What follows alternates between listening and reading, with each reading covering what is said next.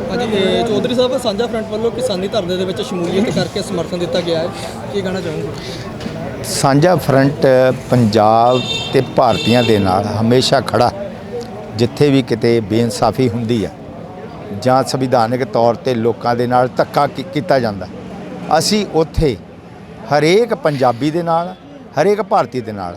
ਸੋ ਅੱਜ ਸਾਡੇ ਕਿਸਾਨ ਵੀਰ ਦਿੱਲੀ, ਉਹਨਾਂ ਨੂੰ ਸੱਦਾ ਆਇਆ ਸੀਗਾ, ਖੇਤੀਬਾੜੀ ਮਿਨਿਸਟਰ ਨਰਿੰਦਰ ਤੋਮਰ ਵੱਲੋਂ ਇੱਕ ਚਿੱਠੀ ਭੇਜੀ ਗਈ ਆ ਕਿ ਆਓ ਅਸੀਂ ਤੁਹਾਡੇ ਨਾਲ ਬਹਿ ਕੇ ਇਸ ਜਿਹੜਾ ਤੁਹਾਡਾ ਇਹ ਮਸਲਾ ਆ ਅਸੀਂ ਇਹਦਾ ਹੱਲ ਲੱਭਾਂਗੇ, ਔਰ ਤਾਂ ਕਿ ਇਹ ਜਿਹੜਾ ਡੈਡਲੌਕ ਆ ਖਤਮ ਹੋ ਜਾਵੇ ਔਰ ਤੁਸੀਂ ਆਪਣੇ ਘਰਾਂ ਦੇ ਵਿੱਚ ਜਿੱਦਾਂ ਪਹਿਲੋਂ ਜ਼ਿੰਦਗੀ ਬਤੀਤ ਕਰਦੇ ਕਰੋ। ਸੋ ਇਸ ਕਰਕੇ ਜੇ ਸਾਰੇ ਕਿਸਾਨ ਜਿਹੜੇ ਆ ਸਾਡੇ ਤਕਰੀਬਨ ਅੱਜ ਚੰਡੀਗੜ੍ਹ ਮੀਟਿੰਗ ਆ, ਉੱਥੇ ਆ, ਬਾਅਦ 'ਚ ਦਿੱਲੀ ਜਾਣਾ।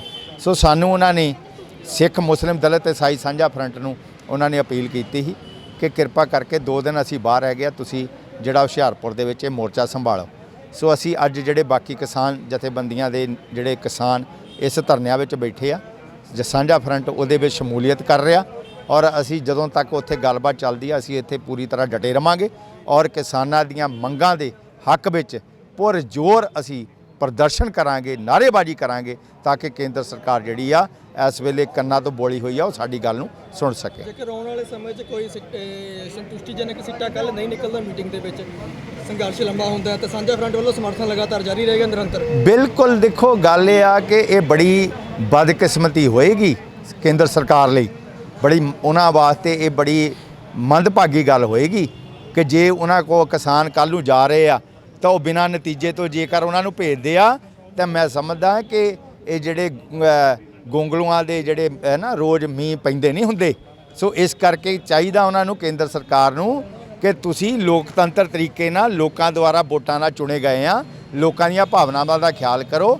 ਕਿਸਾਨ ਜਿਹੜੇ ਆ ਉਹ ਨਹੀਂ ਚਾਹੁੰਦੇ ਇਹ ਕਾਲੇ ਕਾਨੂੰਨ ਤਿੰਨੋਂ, ਤਾਂ ਚੌਥਾ ਬਿਜਲੀ ਸੁਧਾਰ ਬਿੱਲ, ਕਿਉਂਕਿ ਉਹਦੇ ਨਾਲ ਕਿਸਾਨ ਕਹਿੰਦਾ ਅਸੀਂ ਮਰ ਜਾਵਾਂਗੇ, ਅਸੀਂ ਗੁਲਾਮ ਹੋ ਜਾਵਾਂਗੇ, ਅਸੀਂ ਬਰਬਾਦ ਹੋ ਜਾਵਾਂਗੇ। ਇਸ ਕਰਕੇ ਮੈਂ ਕੇਂਦਰ ਸਰਕਾਰ ਨੂੰ ਇਹ ਬੇਨਤੀ ਕਰਦਾ ਕਿ ਕਿਰਪਾ ਕਰਕੇ ਕਿਸਾਨੀ ਦੀ ਇੱਜ਼ਤ ਕਰੋ। ਉਹ ਤੁਹਾਡੇ ਕੋਲ ਆ ਰਹੇ ਨੇ, ਜੋ ਚਾਹੁੰਦੇ ਨੇ ਇਹਨਾਂ ਨੂੰ ਰੱਦ ਕਰਨ ਦੀ ਗੱਲ ਕਰ ਦਿਓ।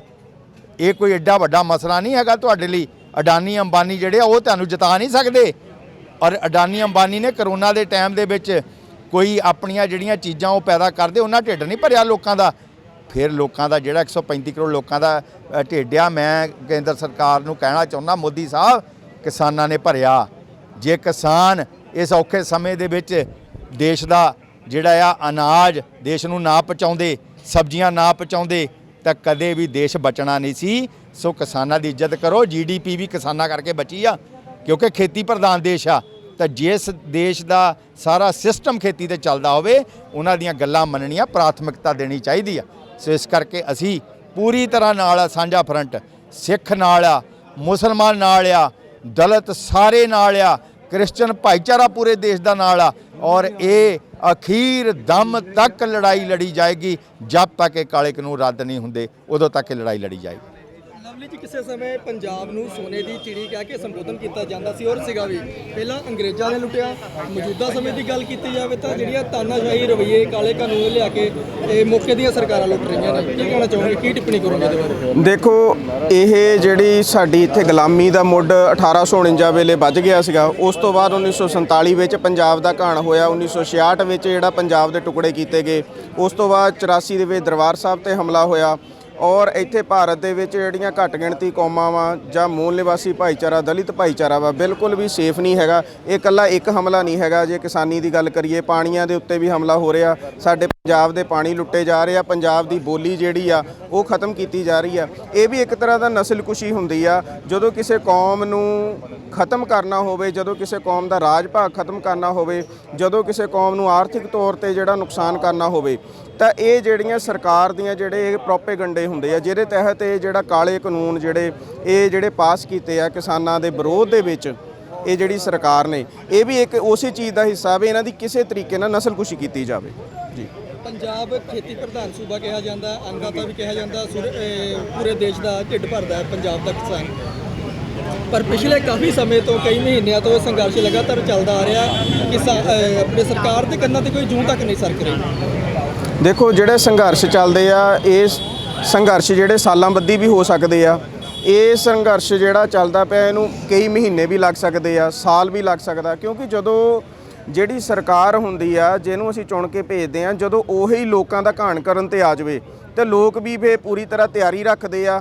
ਇਹਨੂੰ ਭਾਵੇਂ ਸਾਲ ਲੱਗ ਜਾਵੇ, ਇਹਨੂੰ ਚਾਹੇ ਮਹੀਨੇ ਲੱਗ ਜਾਣ, ਜਿਹੜਾ ਇਹ ਸੰਘਰਸ਼ ਵਾ ਇਸੇ ਤਰ੍ਹਾਂ ਜਾਰੀ ਰਹੂਗਾ।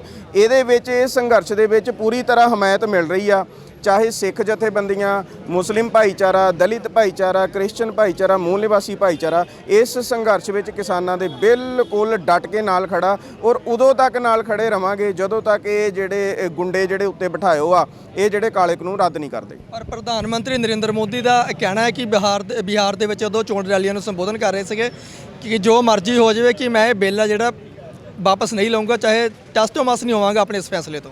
ਦੇਖੋ ਇਹ ਤਾਂ ਜਦੋਂ ਵੀ ਇੱਥੇ ਪੰਜਾਬ ਦੇ ਉੱਤੇ ਜਿਹੜੀ ਵੀ ਸਲਤਨਤ ਨੇ ਰਾਜ ਕੀਤਾ, ਚਾਹੇ ਮੁਗਲ ਸੀਗੇ ਉਹ ਵੀ ਇਹੀ ਕਹਿੰਦੇ ਸੀਗੇ ਵੀ ਪੰਜਾਬ ਨੂੰ ਅਸੀਂ ਦਬਾ ਲਵਾਂਗੇ। ਉਸ ਤੋਂ ਬਾਅਦ ਅੰਗਰੇਜ਼ ਆਏ ਉਹ ਵੀ ਇਹੀ ਕਹਿੰਦੇ ਸੀ ਪੰਜਾਬ ਨੂੰ ਦਬਾ ਲਵਾਂਗੇ। ਇੰਦਰਾ ਗਾਂਧੀ ਵੀ ਇਹੀ ਕੁਝ ਕਹਿੰਦੀ ਸੀਗੀ, ਤਾਂ ਹੁਣ ਮੋਦੀ ਵੀ ਇਹੀ ਕਹਿੰਦਾ ਵਾ। ਪਰ ਜਿਹੜਾ ਤੁਸੀਂ ਇਤਿਹਾਸ ਦੇਖ ਲਓ ਚੱਕ ਕੇ, ਪੰਜਾਬੀਆਂ ਨੂੰ ਪਤਾ ਵਾ ਕਦੀ ਪੰਜਾਬ ਦੇ ਉੱਤੇ ਕੋਈ ਵੀ ਜਿੱਤ ਨਹੀਂ ਪ੍ਰਾਪਤ ਕਰ ਸਕਿਆ, ਤੇ ਜੇ ਜਿੱਤ ਪ੍ਰਾਪਤ ਕਰਨ ਲਈ ਆਇਆ ਤੇ ਉਹਨੂੰ ਮੂੰਹ ਦੀ ਖਾਣੀ ਪਈ। ਤਾਂ ਇਸੇ ਤਰ੍ਹਾਂ ਇਹ ਜਿਹੜਾ ਮੋਦੀ ਆ ਇਹਦਾ ਜਿਹੜਾ ਭੁਲੇਖਾ ਪੰਜਾਬੀ ਜਿਹੜੇ ਜਲਦੀ ਕੱਢਣਗੇ, ਔਰ ਪੰਜਾਬ ਹੁਣ ਖੜਾ ਹੋ ਚੁੱਕਾ ਵਾ। ਅੱਜ ਬੱਚਾ ਦੇਖੋ ਤੁਸੀਂ ਸੜਕਾਂ ਦੇ ਉੱਤੇ ਬੈਠਾ, ਇਹ ਪੂਰੀ ਤਰ੍ਹਾਂ ਪੰਜਾਬ ਦੀ ਜਿਹੜੀ ਜਿੱਤ ਹੋਊਗੀ ਔਰ ਇਹਨਾਂ ਨੂੰ ਮੂੰਹ ਦੀ ਖਾਣੀ ਪਊਗੀ। ਪ੍ਰਧਾਨ ਜੀ, ਅੱਜ ਕਿਸਾਨੀ ਧਰਨੇ ਨੂੰ ਸਾਂਝਾ ਫਰੰਟ ਦਾ ਸਮਰਥਨ ਮਿਲਿਆ, ਕੀ ਕਹਿਣਾ ਚਾਹੋਗੇ? ਬਹੁਤ ਖੁਸ਼ੀ ਦੀ ਗੱਲ ਆ ਜੀ, ਸਾਂਝਾ ਫਰੰਟ ਇੱਥੇ ਆਇਆ ਤੇ ਅੱਜ ਆ ਕੇ ਉਹਨੇ ਸਾਨੂੰ ਹਮਾਇਤ ਦਿੱਤੀ ਆ ਤੇ ਅਸੀਂ ਸਾਰੇ ਕਿਸਾਨ ਪੂਰੇ ਖੁਸ਼ ਹਾਂ ਇਸ ਗੱਲ ਤੋਂ ਵੀ ਸਾਡੇ ਨਾਲ ਸਾਰਾ ਭਾਈਚਾਰਾ ਖੜ ਗਿਆ, ਜਿਹਦੇ ਵਿੱਚ ਸਿੱਖ ਆ, ਮੁਸਲਮਾਨ ਆ, ਈਸਾਈ ਆ, ਸਾਰੇ ਭਾਈਚਾਰਾ ਉਹ ਸਾਡੇ ਨਾਲ ਖੜ ਗਿਆ। ਤੇ ਅਸੀਂ ਕਦੀ ਵੀ ਡੋਲੇ ਨਹੀਂ, ਅਸੀਂ ਡੋਲਦੇ ਨਹੀਂ, ਅਸੀਂ ਪੂਰੀ ਚੜ੍ਹਦੀ ਕਲਾ 'ਚ ਲੜਾਂਗੇ। ਦੇਖੋ ਹੁਸ਼ਿਆਰਪੁਰ ਦਾ ਸਾਨੂੰ ਜਿਹੜਾ ਥੋੜ੍ਹਾ ਬਹੁਤਾ ਘਾਟਾ ਮਹਿਸੂਸ ਹੁੰਦਾ ਸੀ, ਅਸੀਂ ਹੋਰ ਵੱਡਿਆਂ 'ਚ ਸਾਡੇ ਧਰਨੇ ਆ ਉਹ ਇਹ ਨਹੀਂ ਅੱਜ ਪੂਰਾ ਕਰ ਦਿੱਤਾ। ਪੂਰੀ ਬਹੁਤ ਧੰਨਵਾਦ ਹੈ ਇਹਨਾਂ ਦਾ। ਕੱਲ ਕਿਸਾਨਾਂ ਦੀ ਮੀਟਿੰਗ ਹੋਣ ਜਾ ਰਹੀ ਹੈ ਕੇਂਦਰ ਸਰਕਾਰ ਦੇ ਨਾਲ, ਰਾਜਨਾਥ ਦੇ ਗ੍ਰਹਿ ਵਿਖੇ ਹੋਵੇਗੀ, ਖੇਤੀਬਾੜੀ ਮੰਤਰੀ ਵੀ ਉਹਦੇ ਵਿੱਚ ਸ਼ਮੂਲੀਅਤ ਕਰਨਗੇ। ਅੱਜ ਚੰਡੀਗੜ੍ਹ ਦੇ ਵਿੱਚ ਵੀ ਕਿਸਾਨ ਜਥੇਬੰਦੀਆਂ ਦੀ ਮੀਟਿੰਗ ਹੋ ਰਹੀ ਹੈ, ਕੀ ਮੁੱਖ ਮੁੱਦੇ ਹੋਣਗੇ ਕੱਲ ਜਿਹੜੇ ਕੇਂਦਰ ਸਰਕਾਰ ਦੇ ਸਾਹਮਣੇ ਰੱਖੇ ਜਾਣਗੇ? ਮੁੱਦੇ ਤਾਂ ਸਾਡੇ ਉਹੀ ਆ ਜੀ, 3 ਬਿੱਲ ਜਿਹੜੇ ਕਾਲੇ ਕਾਨੂੰਨ ਆ ਤੇ ਆ ਬਿਜਲੀ ਸੋਧ ਬਿੱਲ ਆ ਜਿਹੜੇ ਉਹਨੇ ਸਾਡੇ ਤੇ ਥੋਪਿਓ ਆ ਉਹ ਵਾਪਸ ਲੈਂਦੇ ਆ ਜੇ ਤੇ ਫੇਰ ਉਹ ਗੱਲ ਹੋ ਜਾਊਗੀ, ਨਹੀਂ ਤਾਂ ਨਹੀਂ। ਅੱਜ ਜਿਹੜੀ ਸਾਡੀਆਂ ਕਿਸਾਨ ਜਥੇਬੰਦੀਆਂ ਚੰਡੀਗੜ੍ਹ ਮੀਟਿੰਗ ਹੋਈ ਉਹ ਫੈਸਲਾ ਕਰਨਗੀਆਂ, ਕੀ ਫੈਸਲਾ ਗਾਂ ਦਾ ਹੁੰਦਾ, ਦਿੱਲੀ ਜਾਂਦੇ ਜਾਂ ਨਹੀਂ ਜਾਂਦੇ। ਇਹਦੇ ਬਾਰੇ ਅਸੀਂ ਕੁਝ ਨਹੀਂ ਹਜੇ ਕਹਿ ਸਕਦੇ ਕਿਉਂਕਿ ਉਹਨਾਂ ਦੇ ਫੋਨ ਬੰਦ ਆ, ਸਾਡੇ ਨਾਲ ਕੋਈ ਗੱਲਬਾਤ ਨਹੀਂ ਹੋ ਰਹੀ। ਉਹ ਸਾਨੂੰ ਦੱਸਣਗੇ ਸ਼ਾਮ ਨੂੰ ਅਸੀਂ ਦਿੱਲੀ ਜਾਣਾ ਤੇ ਫਿਰ ਉੱਥੇ ਜਾਣਗੇ ਤੇ ਜੋ ਵੀ ਉਹ ਕਰਕੇ ਫੈਸਲਾ ਆਉਣਗੇ। ਪਰ ਉਹਨਾਂ ਚਿਰ ਜਿਹੜੇ ਮੋਰਚੇ ਆ ਇਹ ਕਦੀ ਵੀ ਇਦਾਂ ਨਹੀਂ ਵੀ ਪੈਰ ਪਿੱਛੇ ਨੂੰ ਹੋਊਗਾ, ਮੋਰਚੇ ਆ ਤੇ ਡਟੇ ਰਵਾਂਗੇ ਅਸੀਂ ਜਿੰਨਾ ਚਿਰ ਇਹ ਬਿੱਲ ਵਾਪਸ ਨਹੀਂ ਕਾਲੇ ਹੁੰਦੇ ਤੇ ਜਿਹੜਾ ਕਾਨੂੰਨ ਜਿਹੜਾ ਬਿਜਲੀ ਸੋਧ ਬਿੱਲ ਆ ਇਹ ਵਾਪਸ ਨਹੀਂ ਹੁੰਦਾ। ਤੁਸੀਂ ਦੇਖੋ ਜਿਹੜੇ ਵੱਧ ਘਰਾਂ ਦੀ ਅਸੀਂ ਗੱਲ ਕਰਦੇ ਸੀ 1984 'ਚ, ਉਹ ਵੱਧ ਘਰ ਜੰਮੂ ਕਸ਼ਮੀਰ ਕੋਲ ਸੀਗੇ, ਉਹ 370 ਧਾਰਾ ਤੋੜੀ ਆ। ਪੰਜਾਬੀ ਭਾਸ਼ਾ ਚਾਹੇ ਕੋਈ ਹਿੰਦੂ ਹੋਵੇ, ਮੁਸਲਮਾਨ ਹੋਵੇ, ਈਸਾਈ ਹੋਵੇ, ਸਿੱਖ ਹੋਵੇ, ਉਹ ਬੋਲਦਾ ਜੰਮੂ ਦੇ ਵਿੱਚ ਪੰਜਾਬੀ, ਪੜ੍ਹਦਾ ਪੰਜਾਬੀ, ਉਹ ਖਤਮ ਕਰਤੀ। ਤੇ ਮੋਦੀ ਤਾਂ ਹਮਲਾਵਰ ਆ, ਜਿੰਨੇ ਹਮਲਾਵਰ ਪਹਿਲਾਂ ਆਏ ਉਹਨਾਂ ਦਾ ਮੂੰਹ ਮੋੜਿਆ ਪੰਜਾਬੀਆਂ ਨੇ, ਪੰਜਾਬ ਦੇ ਲੋਕਾਂ ਨੇ ਮੂੰਹ ਮੋੜਿਆ ਹਮਲਾਵਰਾਂ ਦਾ। ਤੇ ਹੁਣ ਅਸੀਂ ਇਹਨਾਂ ਨੂੰ ਇੱਦਾਂ ਛੱਡਣ ਤਾਂ ਨਹੀਂ ਲੱਗੇ। ਤੁਸੀਂ ਦੇਖੋ ਇੰਨੇ ਦਿਨ ਤੋਂ ਬੱਚੇ, ਬਜ਼ੁਰਗ, ਬੀਬੀਆਂ ਜਿਹੜੀਆਂ ਧਰਨਿਆਂ ਤੇ ਬੈਠੀਆਂ, ਕਿਸੇ ਨੇ ਪੈਰ ਪਿੱਛੇ ਨੂੰ ਕੀਤਾ? ਅਸੀਂ ਚੜ੍ਹਦੀ ਕਲਾ ਜਾਂ ਚੜ੍ਹਦੀ ਕਲਾ 'ਚ ਰਵਾਂਗੇ। ਅਸੀਂ ਸਾਡੇ ਕਿਸਾਨ ਫਸਲ ਵੀ ਸਾਂਭਦੇ ਆ, ਸਾਰਾ ਕੁਝ ਕਰਦੇ ਆ ਤੇ ਹੁਣ ਅਸੀਂ ਲੜਾਈ ਵੀ ਲੜਦੇ ਆ। ਅਸੀਂ ਲੜਾਈ ਅੰਤ ਤੱਕ ਲੜਨੀ ਜਿੰਨਾ ਚਿਰ